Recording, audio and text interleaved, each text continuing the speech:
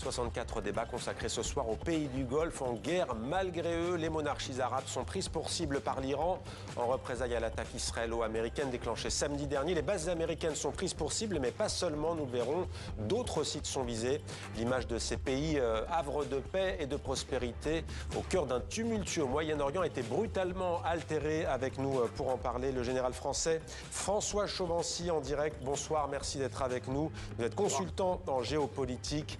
En plateau, Jacques Bourgeois, bonsoir et bienvenue. Ancien délégué général d'Airbus Group, ex-directeur des activités de Thales en Arabie Saoudite, président de la section Arabie Saoudite des conseillers du commerce extérieur de la France. Vous avez écrit ce livre Arabie Saoudite et des origines au XXIe siècle, un livre que vous allez sans doute devoir bientôt réactualiser. Adel Bakawan, bienvenue, bonsoir, directeur de l'Institut européen pour les études sur le Moyen-Orient et l'Afrique du Nord, auteur du livre La décomposition du Moyen-Orient chez Talandier. Avant de vous donner la parole, messieurs, Pascal Vesset nous a rejoint. Bonsoir Pascal, on va d'abord voir pour bien comprendre de quoi on parle, quels sont les pays à ce jour qui ont été frappés par la riposte iranienne. L'Iran a très rapidement répliqué. Des explosions ont été signalées à Riyad, Abu Dhabi, Doha, à Dubaï, Koweït City et Manama. Si l'on regarde cette carte, les pays ciblés depuis samedi sont Israël, la Jordanie, le Koweït, Bahreïn, le Qatar, les Émirats arabes unis, Oman et l'Arabie saoudite. Ce que l'on constate, c'est que les bases américaines présentes dans les pays du Golfe ont été particulièrement visés. Autrement dit, Téhéran cible les points d'appui stratégiques des États-Unis dans la région. Et quels sont les sites symboliques visés par ces représailles iraniennes ? Plusieurs sites hautement symboliques ont été touchés. Au Bahreïn, des missiles et drones ont visé le territoire où se trouve le quartier général de la 5e flotte de l'US Navy, un symbole majeur de la puissance militaire américaine dans le Golfe. Autre cible, le port de Shuaibah au Koweït, une plateforme logistique importante pour les opérations américaines. Il a été attaqué par des drones iraniens qui ont notamment causé la mort de militaires américains. Enfin, l'ambassade des États-Unis à Riyad en Arabie Saoudite a aussi été touchée, ainsi qu'une antenne de la CIA selon The Washington Post. Et est-ce que ces bombardements, Pascal, ont eu des conséquences sur les infrastructures énergétiques ? Oui, et c'est un point très sensible. En Arabie Saoudite, certaines opérations de la gigantesque raffinerie de Ras Tanura ont été interrompues après une attaque au large d'Oman. Un pétrolier a été touché, faisant au moins un mort. Au Qatar, des drones ont également visé une centrale électrique et une installation énergétique stratégique. Le message de l'Iran est clair: perturber l'approvisionnement mondial. Les portes de l'enfer s'ouvriront de plus en plus pour les États-Unis et Israël, ont averti hier les gardiens de la Révolution. Est-ce que des zones urbaines ont été touchées à ce jour ? Oui, même si les autorités iraniennes affirment viser des installations liées aux États-Unis, plusieurs frappes sont tombées à proximité immédiate de zones urbaines. Comme à Dubaï, des dégâts ont été signalés dans des quartiers résidentiels, des hôtels, des centres commerciaux et surtout près de grands aéroports. Parmi eux, celui de Dubaï, l'un des plus fréquentés au monde pour les correspondances internationales. On est donc face à une escalade régionale avec des cibles qui ne sont pas exclusivement militaires. Et beaucoup de conséquences. Donc merci beaucoup Pascal Vesset pour ce point complet. On ouvre donc ce débat maintenant que le constat est posé. Peut-être d'abord vous avec vous, le général français François Chauvency en direct. Est-ce que ces pays ont les moyens de se défendre ? Totalement, ils ont les moyens de se défendre, mais le veulent-ils vraiment ? Quand on voit la masse d'armement qui a été achetée depuis des années, on peut quand même s'interroger. L'Arabie Saoudite, c'est 72 milliards de dollars d'armement. Les Émirats arabes unis, c'est 20. Israël, c'est 35. Et puis la France, on serait peut-être dans les 48-50, vous voyez, donc pour donner une échelle de grandeur. Donc les équipements ont été achetés. Mais ce n'est pas une question uniquement d'équipement. Se protéger, oui, mais faut-il aussi avoir la volonté de se protéger. Et je pense que les États arabes qui n'ont pas voulu aller dans ce conflit, ils ont tout fait pour ne pas y aller. Les Iraniens veulent emmener ces États dans le conflit. Alors, dans ce conflit, sous quelle forme et pour quel résultat? Je pense surtout, ils espèrent que ces États arabes feront pression sur Donald Trump pour qu'il cesse son attaque contre l'Iran. Donc, mettre du chaos en agissant par intermédiaire et en déstabilisant les pétromonarchies du Golfe. Jacques Bourgeois, vous êtes un fin connaisseur de l'Arabie Saoudite. Comment qualifieriez-vous la situation dans laquelle se trouve cette monarchie et d'ailleurs les autres pays que l'on a cités? C'est quoi le mot que vous utiliseriez? Elle est déchirée entre ses intérêts, son affection quand même musulmane, même si elle n'est pas chiite, et puis finalement l'Amérique qui est son grand partenaire de tout temps.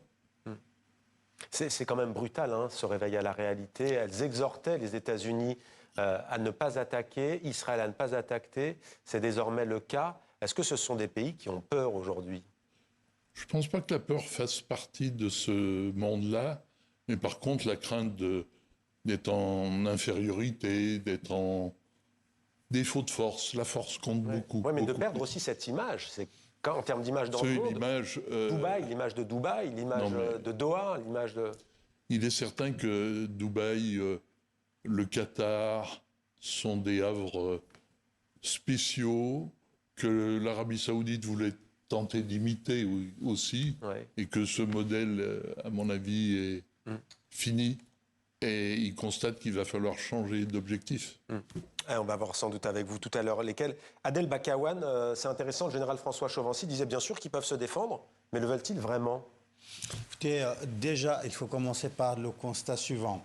Pendant 1 mois et demi, les pays du Golfe ont mobilisé tous les moyens, vraiment tous les moyens, pour mettre la pression sur Donald Trump pour ne pas attaquer la République islamique d'Iran, les Pasdaran. Le guide suprême Ayatollah Khamenei était très très satisfait de ces efforts des pays du Golfe. Une fois le guide disparaît, Ali Larijani prend les rênes du pouvoir à Téhéran. Bien sûr, il y a un conseil de 3 personnes, mais dans les coulisses, il y a Ali Larijani, qui n'est pas un ayatollah, qui est un docteur en philosophie, né à Najaf, après il retourne en Iran, devient un pasdaran, et après, petit à petit, il devient le premier conseiller de guide suprême, l'ancien guide suprême, et le chef de la sécurité nationale. Lui, il adopte une autre stratégie à 180 degrés, à l'opposé de celle de Ali Khamenei, qui n'a jamais donné l'autorisation d'attaquer un pays arabe directement, la République. Ça n'est jamais arrivé. C'est sans précédent. C'est sans précédent. Et donc, mais Ali Larijani adopte la stratégie de la régionalisation de la conflictualité avec les États-Unis d'Amérique et Israël. Ça, il faut noter ça.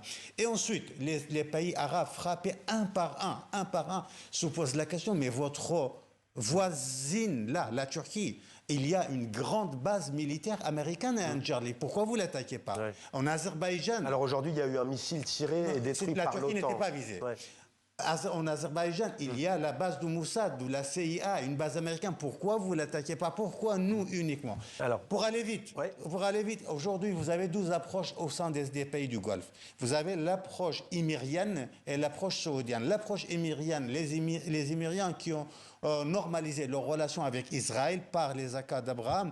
Ils sont pour une riposte commune ici et maintenant aux côtés des Israéliens et des Américains, parce que le moment est venu. Et vous avez l'approche saoudienne qui ne souhaite pas tout de suite entrer dans cette guerre. Juste une phrase, laissez-moi finir. Allez-y. Entrer dans cette guerre-là aux côtés des Israéliens et des Américains contre la République islamique d'Iran. C'est pourquoi les Saoudiens sollicitent d'une manière dynamique l'engagement de la France, du Royaume-Uni et de l'Allemagne pour élargir ce champ. Une fois, alors on est là, l'Arabie Saoudite laisse à la fois une marge pour la diplomatie, encore parce que l'Arabie Saoudite demande encore aux gardiens de stopper, arrêter avant qu'on passe par la riposte, et dans les coulisses négocier avec les 3 pays que j'ai cités. Et comme vous avez cité aussi Ali Larijani, eh bien on va écouter le dirigeant iranien. Nous avions déjà déclaré aux pays de la région que nous n'avions aucune intention de les agresser. Mais lorsque les bases situées dans leur pays sont utilisées contre nous, les États-Unis, avec les forces qu'ils ont rassemblées dans la région, mènent des opérations contre nous. Si les États-Unis mènent des opérations contre nous, cette fois-ci, nous ciblerons toutes leurs bases et installations dans la région. Général François Chauvency, une réaction à ce que dit Ali Larijani. En creux, il dit vous avez des bases américaines, vous devez en assumer les conséquences. Oui, il y a quand même des États souverains qui ont été agressés, qui ont des accords avec les États-Unis. Ça, à la limite, on pourrait peut-être comprendre qu'on frappe l'ennemi sur un autre territoire, mais il me semble bien qu'un certain nombre de missiles et de drones sont tombés sur des sites civils. Vous avez évoqué tout à l'heure les raffineries. notamment en Arabie Saoudite, me semble-t-il. J'appelle bien ça une agression sur le territoire arabe, sur des cibles non américaines, si je ne me trompe pas. Donc, on a une certaine duplicité de la part de ce secrétaire iranien qui est en train de transformer un peu l'histoire et de dire que finalement, il a le droit de faire ce qu'il veut, où il veut, notamment contre les pays arabes. Et je trouve que c'est assez inacceptable. Et c'est un peu ce que je disais tout à l'heure. Jusqu'à quand les pays arabes du Golfe vont supporter cette agression physique qui ne s'adresse pas uniquement aux Américains, mais qui s'applique aussi au peuple de cette région. Voilà, donc on va voir un petit peu comment ces États veulent bien réagir, alors qu'on comprend parfaitement qu'ils fassent preuve de la plus grande prudence possible. On peut le comprendre, mais ils ont les moyens, je dirais, de se défendre largement. D'ailleurs, les Émiratis l'ont fait, hein, notamment en détruisant quelques missiles. Ils sont du matériel hyper moderne en termes de défense antimissile. Ils en ont les capacités. Donc maintenant, il faut voir dans les jours qui viennent ce qui va se passer. Si l'Iran continue de frapper les pays arabes, si effectivement il n'y aura pas une réaction plus violente. Et puisque vous parlez justement de ce qu'on fait en termes de défense ces pays de la région, je vous propose d'écouter à ce sujet le chef d'état-major des armées américaines, Dan Kane. Écoutez. Nos partenaires répondent à l'appel pour se défendre à nos côtés. La Jordanie, le Bahreïn, l'Arabie Saoudite, les Émirats arabes unis, le Qatar et le Koweït défendent tous leur population avec leurs propres capacités de combat, avec précision et retenue. Les batteries patriotes saoudiennes ont intercepté une salve de missiles balistiques visant des installations énergétiques près de Daharan. Les Émirats arabes unis ont neutralisé plusieurs drones qui visaient la zone industrielle d'Abu Dhabi, faisant preuve de rapidité et de précision, et les chasseurs qatariens en ont abattu 2 pour la première fois. Voilà, c'était tout à l'heure dans une conférence de presse. Alors, il y a eu beaucoup de questions, mais aucun journaliste, aucun confrère, aucune consoeur ne lui a demandé pourquoi les États-Unis ne bougent pas pour défendre ces monarchies. C'est ce qui surprend aussi quand même. Pourquoi bougerait-il? Moi, je vois vraiment... Ce sont des alliés. Est-ce que c'est une guerre d'alliés? C'est une guerre américaine. C'est une guerre d'Israël. Et puis les autres sont embarqués de ce côté-là. Je pense que les Émirats, le Qatar, Koweït, d'une certaine façon, sont des petits éléments. Les gros éléments, c'est quoi? C'est l'Iran, c'est l'Arabie et c'est la Turquie. Tout le reste va s'aligner plus ou moins bien. Et je pense que les États-Unis, quand ils se retireront ou gagneront, auront 2 choix. Ce que vous nous dites, c'est que c'est une erreur stratégique. Alors expliquez-nous, parce que tout à l'heure, vous avez évoqué, Adel Bakamon, les accords d'Abraham, notamment signés par Bahreïn, dans cette région précise par Bahreïn et par les Émirats arabes unis. Mais pas l'Arabie. Mais pas l'Arabie saoudite. Mais tout de même, les 2 pays, en tous les cas que je cite et qui les ont signés, l'Arabie saoudite est tout de même un des principaux alliés régionaux des États-Unis. Il faudra opérer un revirement stratégique, alors, dans ces cas-là. Écoutez, il n'y a pas que les États-Unis d'Amérique, il y a la France aussi. La France a des accords stratégiques de défense avec le Koweït, avec le Qatar et avec les Émirats. Et donc la France a une obligation à la fois institutionnelle et, comme le président hier a dit, morale aussi et éthique pour défendre ces pays-là. Et les États-Unis d'Amérique est déjà lourdement engagés sur le terrain iranien, n'est-ce pas, et israélien. Les États-Unis ne peuvent pas s'engager sur tous les terrains parce que là, les Pasdaran attaquent tous les pays sans exception, même le Kurdistan irakien. Hein. Alors donc, et ensuite, il faut nous dire clairement, d'accord, les raffineries attaquées, d'accord, les hôtels sont attaqués, mais les frappes des Pasdaran iraniennes ne bloquent pas les pays quand même. C'est plutôt de l'ordre symbolique. Il n'y a pas des milliers de morts dans les rues de Riyad, d'Abu Dhabi, ou Erbil ou ailleurs. Ce qui fait la Rijani, c'est plutôt symbolique, c'est plutôt psychologique pour dire on peut frapper à tout moment. Et là, c'est la question de la souveraineté qui est en jeu. Moi, je suis tout à fait d'accord. L'Arabie Saoudite, écoutez, avec l'effacement de l'Égypte, de l'Irak, de la Syrie, aujourd'hui, le cœur battant du monde arabe se trouve en Arabie Saoudite. En attaquant l'Arabie Saoudite, les Pasdaran attaquent le monde arabe, attaquent le Moyen-Orient arabe. C'est un risque majeur. En fait, il parie sur 2 choses. La première chose, c'est l'opinion publique dans ces pays-là. Les Pasdaran pensent que l'opinion publique est une opinion publique musulmane. Un pays musulman est attaqué rapidement par les Israéliens et les Américains. Et ils pensent qu'à un moment donné, cette opinion publique va se révolter contre les monarchies arabes. Ce qui n'aura pas lieu parce que ces populations sont liées au régime avec un contrat social. Et le deuxième pari, c'est que ces pays arabes mettent la pression sur les Américains pour qu'ils stoppent la guerre. Or, les Arabes, ils ont déjà mis la pression sur les Américains pour stopper la guerre, mais ils n'ont pas pu. J'aimerais quand même vous montrer une carte pour qu'on comprenne bien, une carte que vous connaissez bien entendu. L'Iran d'ailleurs ne s'en prive pas pour la montrer. Les bases, voici comment l'Iran, on va voir comment l'Iran est encerclé par les bases américaines. Ça date pas d'hier, évidemment. L'Iran encerclé par les bases américaines. Général François Chauvency, voilà, l'Iran est critiqué parce qu'aujourd'hui, elle attaque des bases, mais effectivement pas seulement, des sites énergétiques notamment. Vous avez parlé d'hôtels également. Mais tout de même, c'est un pays, l'Iran, qui peut dire qu'il est clairement encerclé par les États-Unis avec la complicité, avec le soutien des pays de la région, des monarchies. Oui, visuellement, vous n'avez pas tort. Mais la réalité, n'oublions pas que l'Iran est un État terroriste depuis bien longtemps, qui veut exporter sa révolution, qu'il a mis en difficulté les pétromonarchies. Donc c'est une menace, je dirais, régionale, et que les Américains ont aussi des accords de défense avec tous ces États.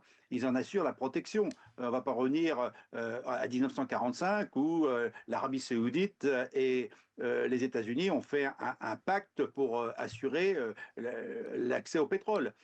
Donc on est sur une zone stratégique dans laquelle les Américains sont impliqués depuis bien longtemps. Donc j'ai parlé des pays arabes, mais d'un autre côté, vous avez aussi cet accord privilégié avec Israël. D'abord, quand vous prenez, lisez la stratégie de défense américaine qui a été publiée en novembre dernier, on voit bien que Israël est l'allié prioritaire. Même les autres alliés n'existent pas. Donc, on est bien dans un contexte où les États-Unis, au moins de Donald Trump, sont à la fois du côté d'Israël avec des intérêts convergents pour assurer une sécurité à Israël, et l'autre côté des accords avec les pays arabes qui font partie de cette sécurité car ils sont au contact de l'Iran. Donc aujourd'hui, oui, il y a des bases, mais c'est aussi un peu l'histoire. Et je pense qu'il y aurait beaucoup moins de bases aujourd'hui si l'Iran avait adopté un profil, je dirais, beaucoup plus pacifique et n'aurait pas inquiété ses voisins. Quand on crée des bases militaires quelque part, c'est parce qu'il y a une menace. Mais Général François Chauvency, j'aimerais vous faire... Ouais, on ne vous a pas entendu sur ce que disait le chef d'état-major des armées américaines, Dan Kane. Il dit, voilà, ces pays se défendent clairement, mais encore une fois, pourquoi les États-Unis ne viennent pas en aide à ces pays-là depuis le début? Ça dure quand même depuis 5 jours. Je vais reprendre ce qu'a dit l'un des intervenants tout à l'heure sur le plateau. Je pense que les États-Unis ne peuvent pas gérer l'ensemble du conflit. Donc, il laisse quand même la responsabilité des États arabes d'assurer leur propre protection.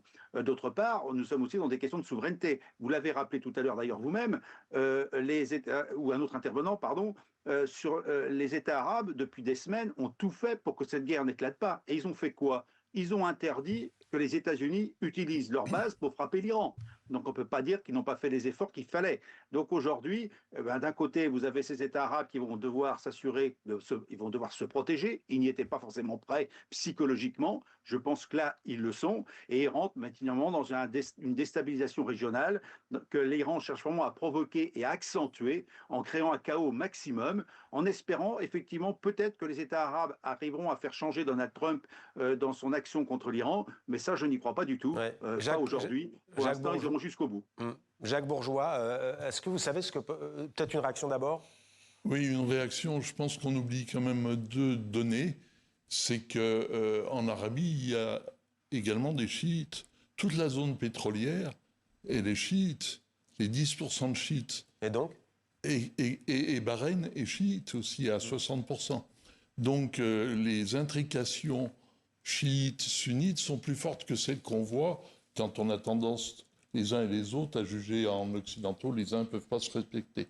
Deuxièmement, il y aura une question lors du retrait possible des Américains ayant gagné ou pas. Qu'est-ce qu'on fait ensemble, chiites, sunnites, qui sommes tous les deux ensemble, avec une Arabie qui est gardien des lieux saints, et avec un Israël tout petit? La question immédiate... Tout petit, pas militairement, Israël. Non, mais en population, il ne faut pas rêver. Vous avez 10 millions d'habitants, dont 3 millions de musulmans déjà. Donc je trouve qu'on surestime un peu des États, je ne parle pas seulement d'Israël, mais je parle par exemple du Qatar, ou je parle des Émirats arabes unis, par rapport à ce qu'ils représentent littéralement en nombre et également en puissance de main. Alors tous ces gens-là sont intelligents comme nous, ils ménagent un peu l'avenir. Voilà.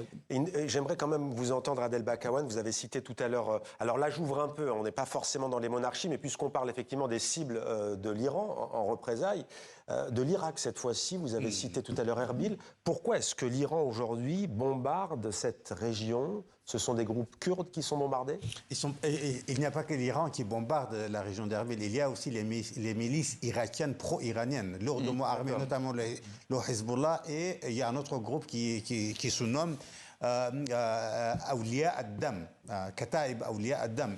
Et donc ces deux groupes-là attaquent, ils disposent des drones, des missiles, etc. Mais l'Iran a peur d'attaques à partir de l'Irak sur son territoire ? Comment ? L'Iran, craint des attaques sur son territoire de belligérants. Oui, absolument, parce qu'en fait, désormais, on a une coalition kurde d'Iran gérée dans les coulisses par le président Barzani, le président du Kurdistan irakien, qui a été appelé personnellement par Donald Trump. Vous vous rendez compte, Donald Trump, le président de la première puissance au monde, prend le téléphone pour appeler le président... Après avoir abandonné les Kurdes en Syrie. Exactement, pour appeler le président Barzani en lui demandant l'aide dans l'organisation du Front kurde. Pourquoi ? Parce que tout simplement, un des scénarios, je dis bien un des scénarios des Américains, c'est la libération, entre guillemets, ça dépend pour qui, la libération du Kurdistan iranien pour qu'il devienne une base pour la totalité de l'opposition iraniennes qui se regroupent là, qui seront armées, financées, formées par la CIA. Et une dernière question pour vous, Général François Chauvency. Vous ne lisez pas dans le Mar du Café, mais tout de même, d'après ce que vous voyez depuis samedi matin maintenant, combien de temps l'Iran et son armée, les passes d'Aran, peuvent-ils tenir face à Israël et à la puissance de feu israélo-américaine ? Je ne vais pas vous dire un certain temps. Pourtant, c'est un peu ce que je pense. Pour l'instant, il y a une capacité de nuisance, il y a une capacité de destruction. Dans le temps, rappelons-nous les chiffres qui nous ont été donnés de 2000 missiles du côté iranien, de sources israéliennes, rappelons-le quand même, de cette fabrication de 100 missiles par mois depuis le mois de juin dernier, ce qui me semble énorme. Il y a un certain nombre de missiles qui ont été tirés, alors pas forcément uniquement de longue portée, de courte portée. Alors de ce côté-là, je pense que les missiles vont finir par se tarir à un moment donné. Restent les drones. Les drones, fabrication rapide, pas chère, en masse. Là, je pense que les drones peuvent parfaitement perturber pendant un certain temps l'ensemble du golfe arabo-persique. Et puis les autres capacités de nuisance, notamment le détroit d'Ormuz, en interdire l'accès. C'est aussi les actions terroristes, l'action des proxys. On parle bien du Hezbollah, bien sûr, au sud Liban. Merci. Donc on a tous ces outils de nuisance qui vont servir à l'Iran et lui permettre de durer. Merci beaucoup, Général François Chauvency, Jacques Bourgeois, et merci Adel Bakawan pour votre analyse et pour vos analyses respectives. Merci de nous avoir suivis. C'est la fin de cette édition spéciale. Rendez-vous sur les réseaux sociaux de TV5 Monde et sur notre site internet pour rester informé en temps et en heure sur la situation au Moyen-Orient.